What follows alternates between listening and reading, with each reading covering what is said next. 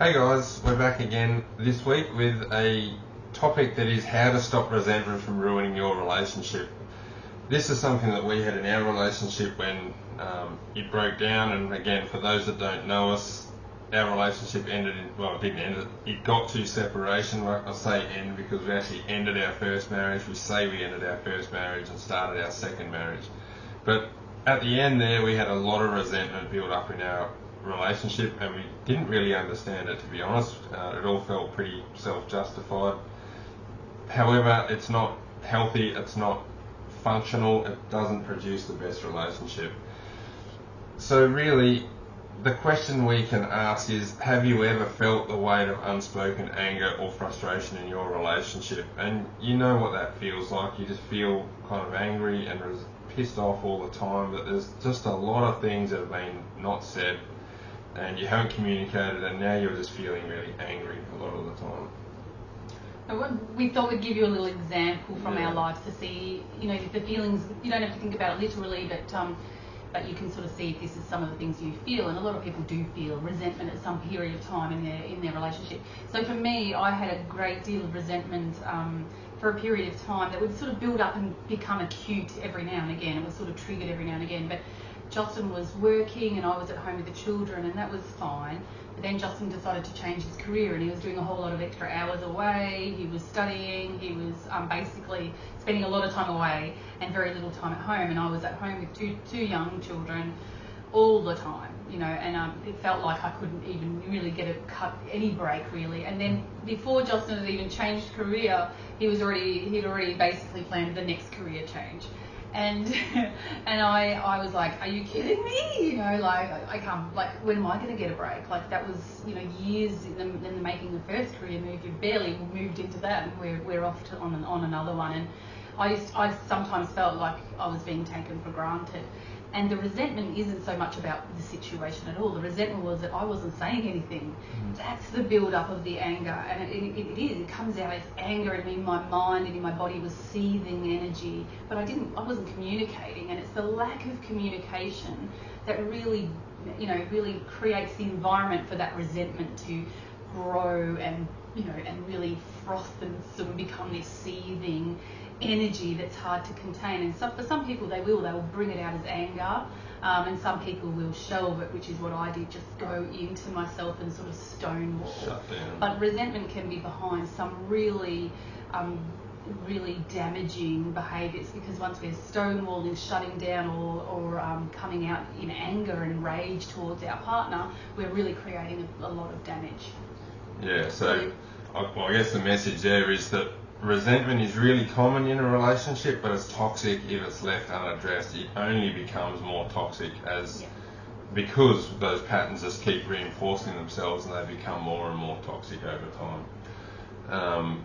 So the build-up of unresolved feelings of hurt, anger and disappointment is what resentment is. So it's, in and of itself, resentment is lots of little things generally. There are lots of little things that have not been said, hurts that have happened along the way that haven't been resolved. Again, we've spoken a lot about in relationships that a healthy relationship, and all relationships, are a cycle of connection, rupture and repair. And it's that rupture and then healing and learning how to connect back again where all the growth happens. But when we don't know how to do that, we just feel hurt, and then it's not repaired. It just sits there waiting for next time, and that gets added to and compounded. So other sort of common triggers are unmet needs or unmet expectations, feeling unappreciated, which was sort of similar, in the example I gave you, feeling really unappreciated,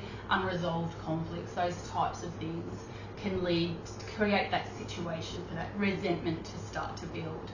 Yeah, absolutely.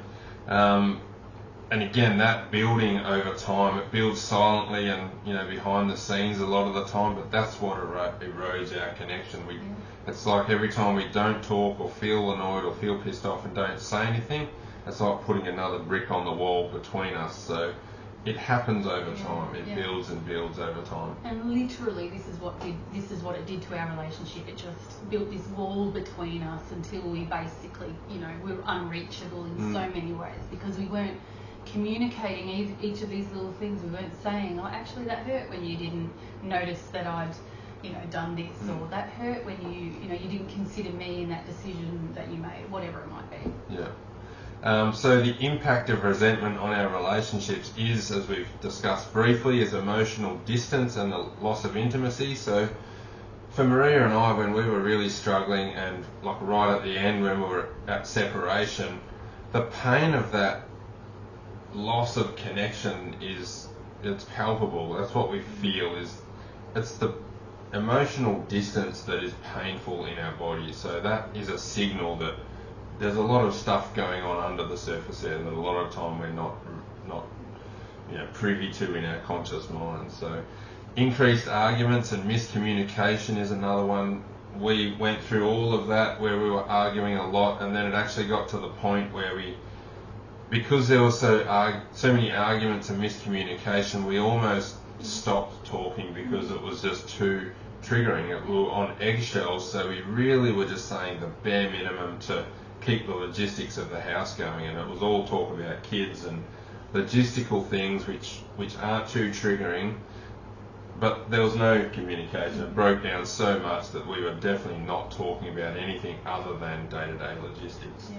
And that what Jocelyn's describing there is the cycle of negativity that resentment creates. It just creates this cycle of negativity where nothing can get spoken about without someone snapping back, or without a trigger response, or without shutdown or some sort of punishment.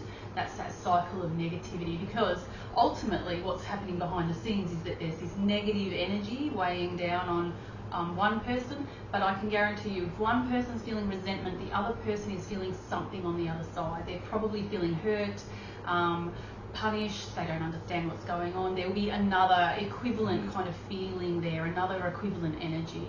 They might be feeling attacked or unappreciated, and they're going to be doing... Or they feel emotionally abandoned themselves. And that's that cycle between the couple, between the partnership. And letting it go unchecked, if we just let this go on and on and on, it can lead to the breakdown of your relationship. It certainly leads to a breakdown of trust. It leads to a breakdown of emotional safety. It doesn't exist, and it leads to that disconnection. That all of that intimacy is eroded away. It really erodes at the fabric of your relationship. Yeah. So how do we solve this? Yeah.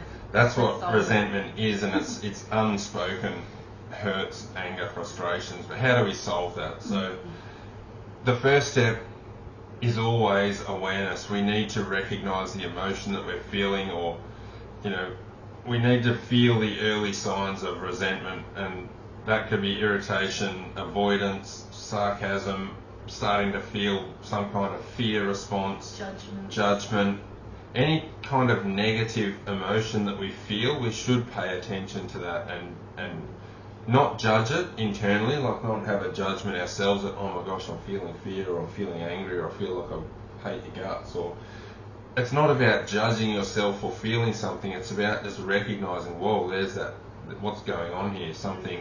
I feel something. Just let me just sit and watch this for a second. And the second step is to take responsibility for these feelings. So again, not blaming someone or judging someone else, is to focus on our own emotions and what we're feeling.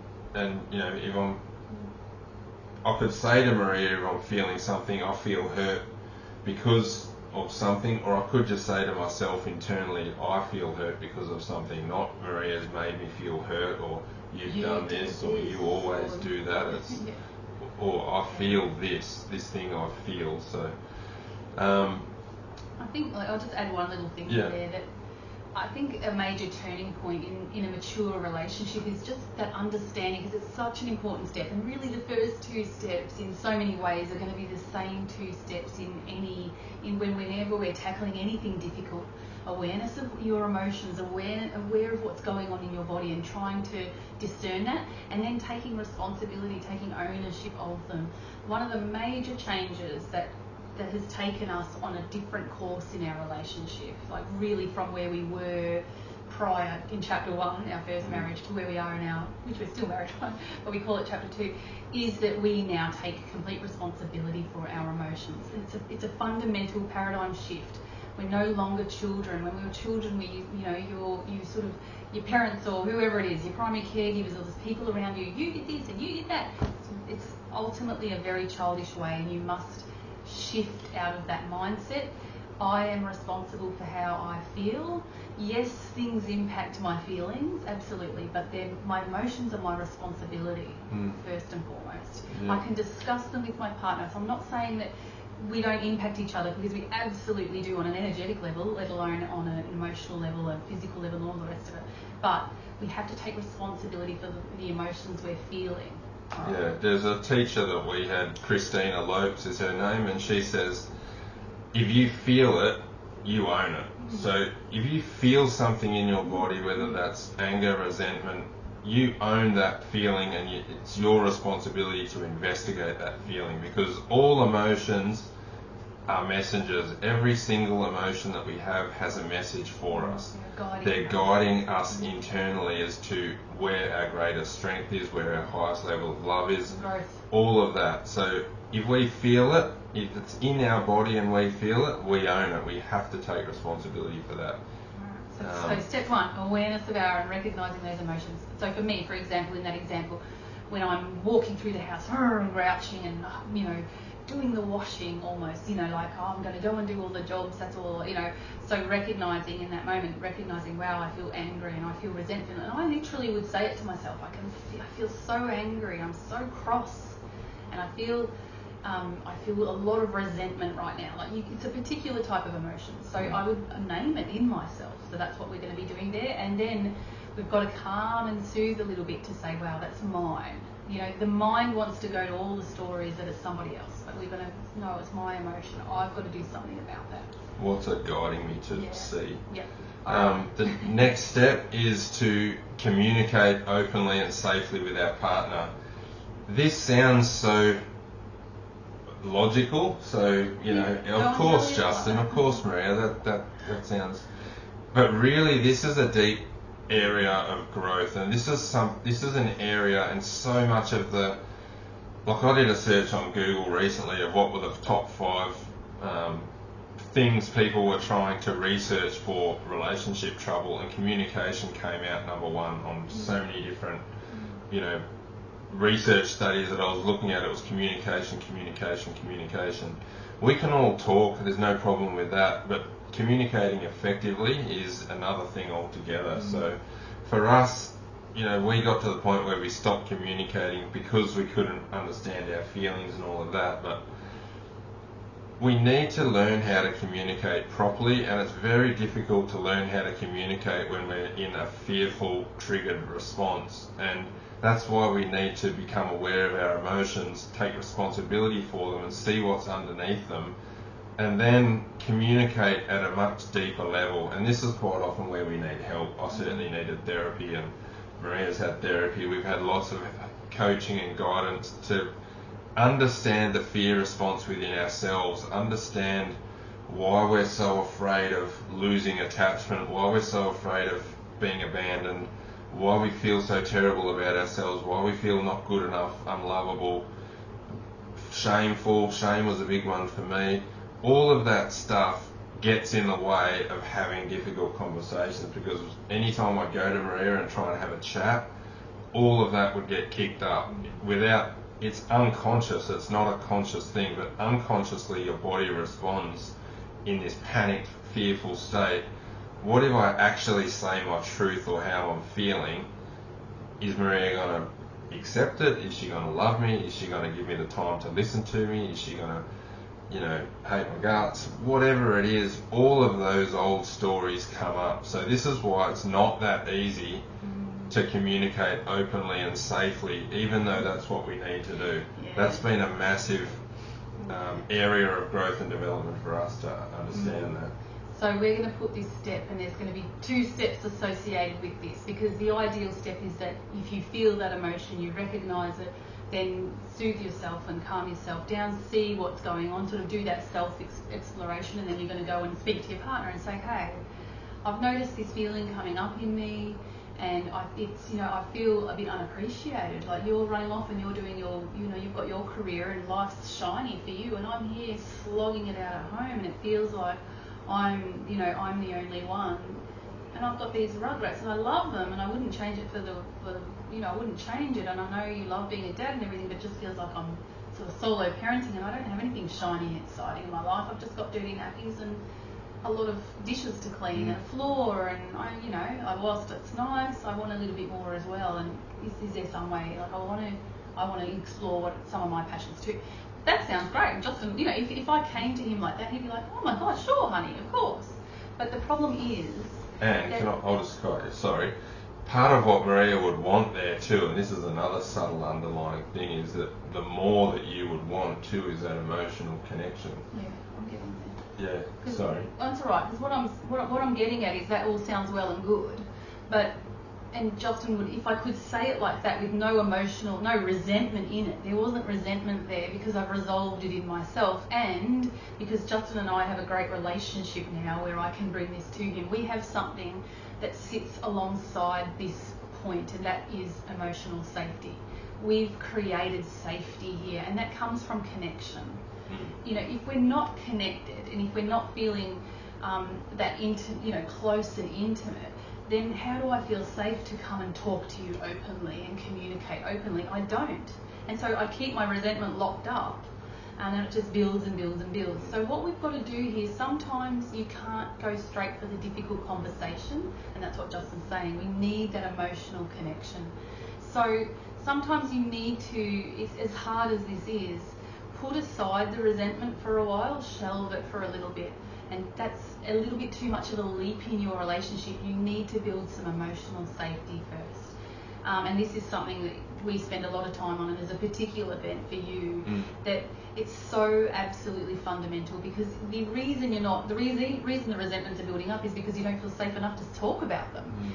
So it's like a chicken and egg situation here. And that emotional safety in the relationship, so we have this emotional safety, this space between us where we can drop anything into and look at it together. It's safe to do that now.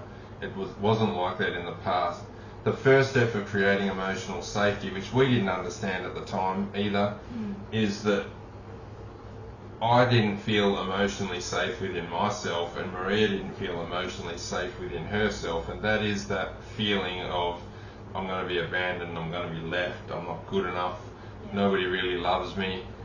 That's where I needed therapy and help to actually get below my own traumas, my own limiting beliefs, all of the junk that I'd stored from my childhood, to get below that, to see that, you know what, I am fundamentally worthy, I am fundamentally lovable, I am fundamentally good enough. However, I need to come to Maria and have the courage to express some of this stuff and get her to show me that, like a reflection, that yes, you are worthy. And that comes from first feeling emotionally safe enough to actually bring it to Maria. And I don't know how that's going to go. It can be clunky sometimes, but over time, that process is what builds your safety and therefore the safety in the relationship. And once there's a foundation there, now you can just chuck anything in there. Like Maria and I, almost. I mean, we still get triggered. Not necessarily without reaction. So, but yes, you can then bring anything. And that's where the power anything comes you from. want. Yeah, you can bring it. Yeah. And you're not going to get shut down. And then interestingly, that creates an upward spiral. So resentment is eroding, and then emotional safety is this beautiful foundation with which we build up. And it's just enforcing this, it reinforces the relationship, because, oh my gosh, I'm worthy if you're having it reflected back to whatever you bring to me is absolutely fine. So I'm going to say step 3 is 2 things. It really is 2 things. It's finding a way to connect with your partner. We'll do another video on give some tips on that. Some tips on connecting. So it might mean that you need to shelve some difficult conversations up front, those hard ones, and build slowly on some small things. Can you have a daily ritual? Can you speak about the emotional safety? Can we start there? How do we create? I mean, when we first had the conversation of that, ultimately our relationship didn't feel safe. That was a massive breakthrough for us. And both felt seen enough to say, I'm not safe, and you don't make me feel safe. And then we also could see behind it, neither of us had had our model of love was inherently unsafe. So, I mean, that was a like, oh wow, it's not just us. We brought something in here that had nothing to do with this person. It had something to do with my past and the child and how my nervous system is wired. And saying so too with Justin. So communicating openly and safely sounds wonderful, but it may require some work in the foreground, and that will be something that will be continual work to build that emotional safety so there is a container for you to communicate openly and safely. So with us, you guys, we're not going to keep it at surface level. We could just run you through some steps and say, see you later, good luck with that. And we're always going to tell you the truth. And the truth is, this step is difficult because it requires deeper work, introspection inside yourself, and then work within the relationship. And it's not easy, it isn't. It's going to go against our nervous systems, it's not going to feel great, but that's the truth. That is the way you're going to overcome it, and that's the way you'll clear resentment. And that's so really where the freedom, the power and the intimacy is all on the other side of that. And the rest of these steps are easy. The next step is forgiveness. So we need to forgive ourselves and our partner, because when we see this dynamic, nobody's really operating, I'm trying to say, everybody operates at the level of understanding and knowledge that they have. Nobody's trying. There's probably a few people, but most people are not trying to hurt intentionally their partner. We need to forgive ourselves and our partner and say, you know what, we were on a bit of a funky track there for a while. We didn't understand, we didn't see, we didn't really have the knowledge. But when we start to do this work, you can have more and more forgiveness for yourself, even for past grievances. There's been things in the past where, I've been had emotional infidelity in our relationship, and it still hurts. It still hurts Maria to talk about it and to acknowledge it. But there's forgiveness that I didn't know what I was doing. I was scared, I was frightened. It's not what my heart wanted. My heart wants, Maria and my family and to be knitted together. I didn't understand what was going on within me. So again, we need lots of forgiveness so that we can relieve ourselves from shame and guilt and all of those things, because they're just more blocks that build resentment when we can't talk about those things. So one thing I'll just add too is that often we have couples come to us and say, we're both good people and my partner's a great person, and I know there's lots of care there, and yet they can't get past some of this stuff. And the truth is that this is the sort of partnership we're discussing, that often there's goodwill there. It's just that it's hidden in unconscious behaviours and limiting beliefs and fear. And if you can just face some of this stuff and build that connection and that safety, then you can sort of start to move through this. Sometimes there's too much damage done and you can't, but oftentimes there is a path forward, and relationships can be healed, and you can let go of past hurts, and they can fall away. Eventually they fall away, and they're not actually they're not actually, certainly not relevant in your day-to-day anymore. But they were stepping stones, and so I just wanted to add that, because so often people come to us and I still love my partner, but one of us has issued divorce papers, or we're separated, or whatever it might be. But there is a path, and you can forgive, and you can let go of past hurts. Yeah. So that's forgiveness. We need to forgive each other and ourselves in this process.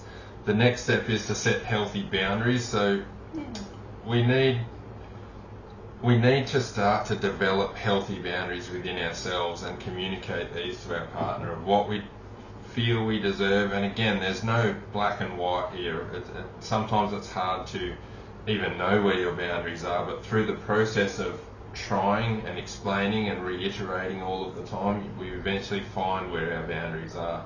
But we need to set these healthy boundaries and talk about expectation. One way Maria and I do this is that we commit to a weekly practice. We have a weekly date. So we're fortunate enough that we get days during the week when we're at home and our kids are at school. We always block out 3 hours for ourselves where we go out for lunch, go do whatever we do. But it's an intentional practice to spend time together, and quite often we'll I remember one of our last days we went to a nearby resort where you can actually go and pay some money and sit by their pool without staying there. We went there for probably 3 or 4 hours, and for most of the time we were just talking about, pretty surfacey stuff, or we were talking about, just daily life, whatever. But then it's almost like at the end of that, after about 3 hours, we had a really deep conversation, and we felt like we hadn't had that depth of conversation for a little while because the kids were there and everything. So sometimes you need time. You actually need to get through the logistics and have the time where you can actually talk. And quite often holidays you do that. It takes you a few days and then you're deeper.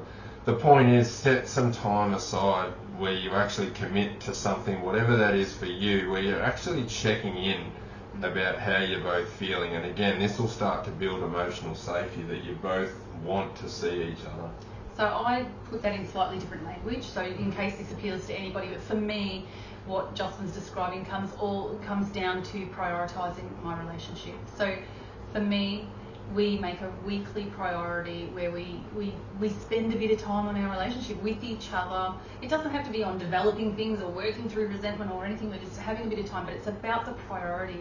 I'm designating time. As you would, let's say you go to work and there's your shift, there's your work priority. I said I turn up at that time and I'm there. I go to the gym, there's my time where I'm doing a bit of work on, or going for a walk, or there's times when we spend with the children. Justin and I we prioritise each other every single week, that there's some time we're going to spend together, whatever we decide to do. But for me, it's all about that. It's about, this is important to me, and I'm going to demonstrate it to you by showing up, and I'm demonstrating it to myself too, because it's fundamental to how we enjoy life. Our quality of life is determined by the quality of our relationships. So that's how I would use it. It's a bit of a priority. So that's intention's another one. That relationships need to be intentional.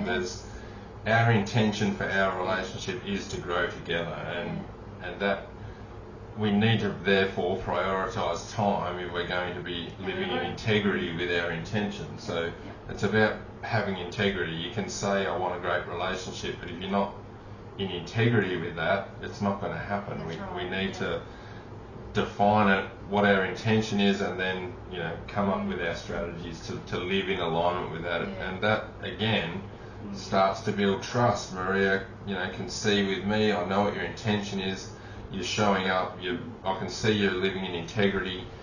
Again, that's another way to build emotional safety in a relationship. And the last one is to focus on gratitude and positivity. So let's replace resentment with appreciation. So when there's a backlog of resentment, we understand that it needs to be worked through. So the first step would be to, like a rubbish bin that's almost full, is to, before you clear out what's in there, just stop putting more in there. So stop blaming, stop judging. Try as best as you can to say what's true for you, what you need, what's. Communicate without the criticism, without the judgment. Can you do it without the sarcasm? Can you resolve that in yourself first without sort of dumping that emotional load on your partner?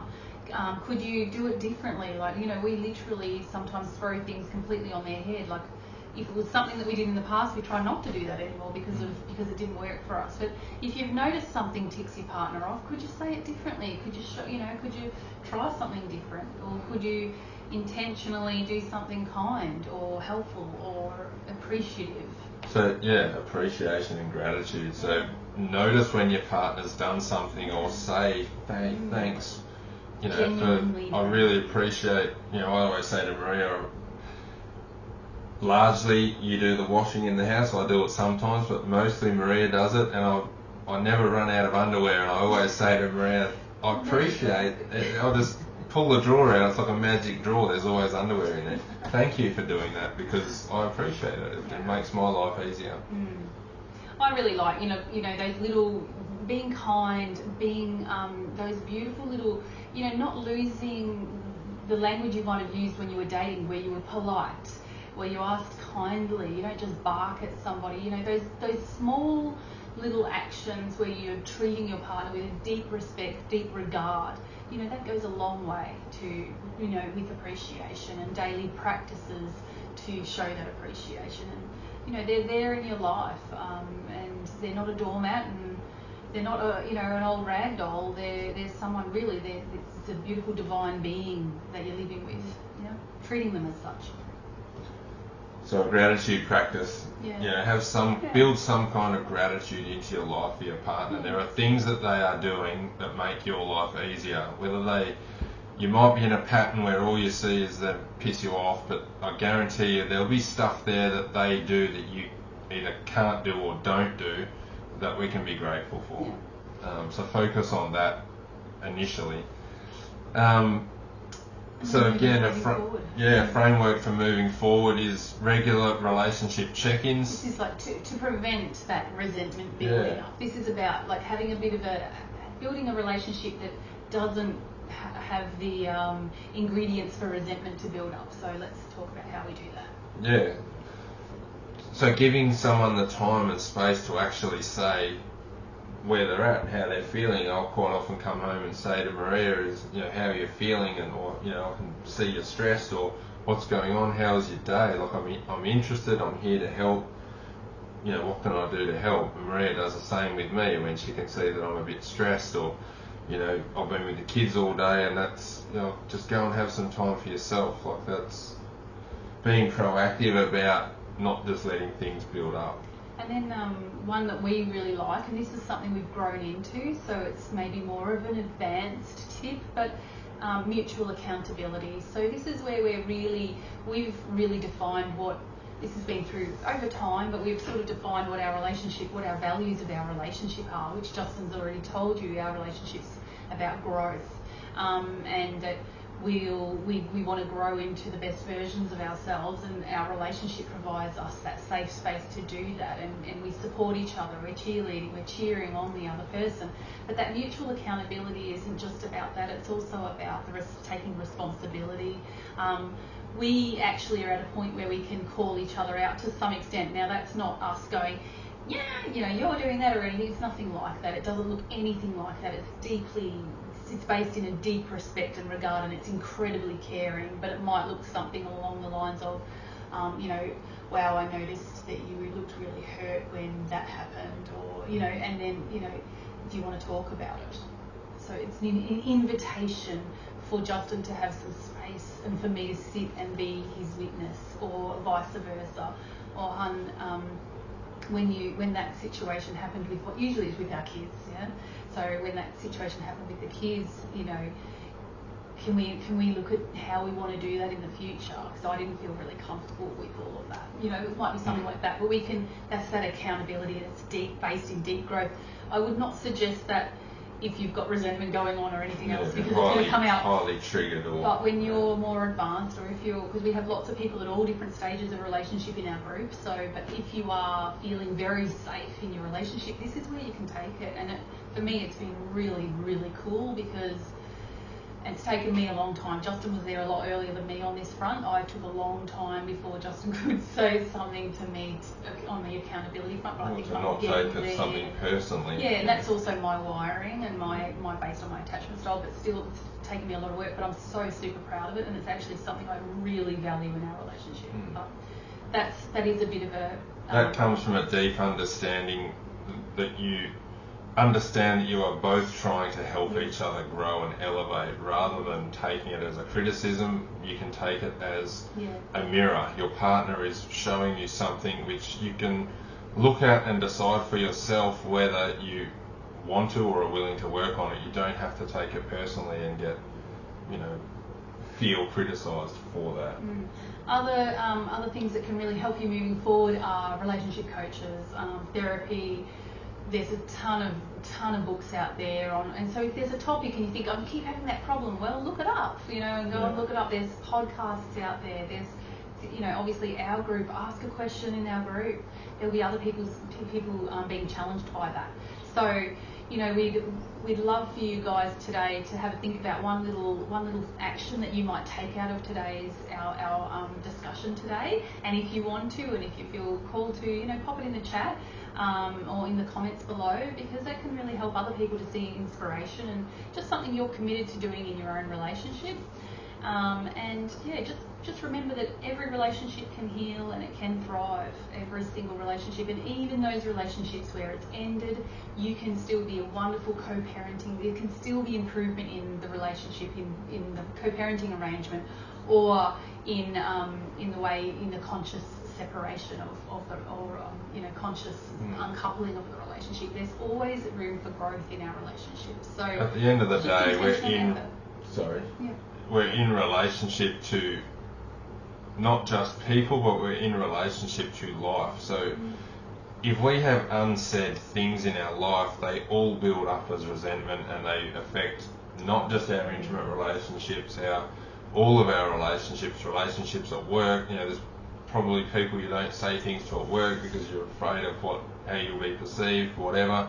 All of that stuff builds up as resentment, which just affects our energy, which stops us showing up in the world as how we're meant to show up. You will leak out too. It leaks out into other areas of your life, and you're going to start manifesting results that you didn't want, whether that's in your parenting or at work or even in your physical health, a whole range of different ways, and certainly mental health. It will leak, that energy leaks out. All right. Yeah, so we're going to finish now by saying that resentment may feel powerful in the moment, but love, communication and forgiveness are far stronger in the long run. We're testament to that. We let the resentment get the better of us, and it broke our marriage. We actually were separated and were not far from divorce, and now we're in a much different situation. A loving, committed couple together, running a coaching business, and raising two beautiful kids. So love is the answer. Often it sounds so corny, but learning how to love, and this whole process is actually learning how to love and learning how to love yourself so you can express that with someone else. If any of this stuff's resonated with you and you want to go deeper, or you want to work with us or have a look at what we do, we've got 2 workshops coming up. One's in Darwin, so if you're in Darwin and you want to come to an in-person one, then that one's available. The other one is online. We run these, a few times through the year. So in the notes below, in the comments, we'll leave the details for where you can get access to that or see the details and register for those workshops. And if you want to go deeper and really understand how to heal and go to the next level in your relationship, that's what we're all about. That's what we love sharing. Yeah, absolutely. We'd love more relationships. Healthy relationships on this planet are going to what build healthy communities and healthy countries and a wonderful world. So let's do it together. Yeah. Thanks, guys.